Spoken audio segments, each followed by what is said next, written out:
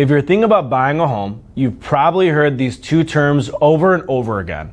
FHA loan, conventional loan. But which one is actually better? The answer might surprise you, because the better loan isn't always the one with lower interest rate. In fact, choosing the wrong loan could cost you thousands of dollars over the life of your mortgage. Today I'm going to explain the biggest differences between FHA and conventional loans in plain English, help you understand who each loan is designed for, and hopefully save you from making one of the most common mistakes I see buyers make.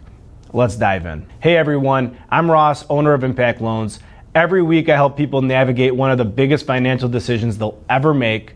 One question comes up almost every single day. Should I choose an FHA loan or a conventional loan?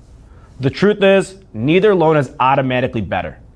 The right loan depends on your financial situation, your goals, and your long-term plans. By the end of this video, you'll know exactly what separates those two loan programs. Let's start with the biggest myth in real estate. Many people still believe you need 20% down to buy a home. Fortunately, that's simply not true. With an FHA loan, qualified buyers can purchase a home with as little as 3.5% down. In many conventional first-time home buyer programs, qualified buyers may be able to purchase with as little as 3% down. That surprises a lot of people.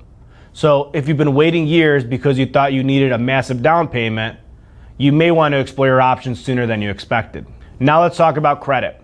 This is where FHA often provides more flexibility. If you had credit challenges in the past or you're rebuilding your credit, FHA may be a great option. Conventional loans, on the other hand, generally reward borrowers with stronger credit through better pricing and long-term borrowing costs. That doesn't make one loan good or the other bad. They're simply designed for different borrowers. One of the biggest misconceptions I hear is, I have less than perfect credit, so I can't buy a home. Many times, that's simply not true. This is probably the biggest financial difference between these two loan programs. If your down payment is below certain thresholds, both FHA and conventional loans may require mortgage insurance. But here's the key. They work very differently.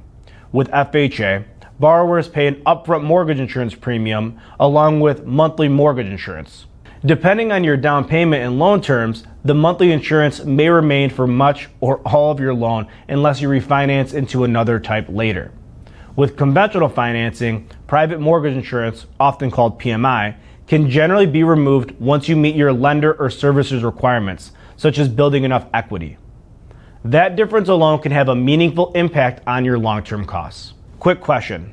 Before watching this video, did you think you needed 20% down to buy a home? Leave a comment below and let me know. I'm genuinely curious how many people still believe that myth because I hear it almost every single day. Now let's keep going. Here's another mistake buyers make. They compare only the interest rate. But your mortgage payment isn't just your interest rate. It's also things like property taxes, homeowners insurance, mortgage insurance, and sometimes HOA dues. I've seen buyers choose a loan because the interest rate looked lower, only to discover the overall monthly payment wasn't actually the better deal. Always compare your total monthly payment, not just one number. FHA loans have minimum property requirements designed to ensure the home is safe, secure, and livable. If the property has significant health or safety issues, repairs may be required before closing. Conventional financing can sometimes offer more flexibility depending on the property and loan program. That's an important consideration if you're buying an older home or one that needs renovations. Let's talk about qualifying.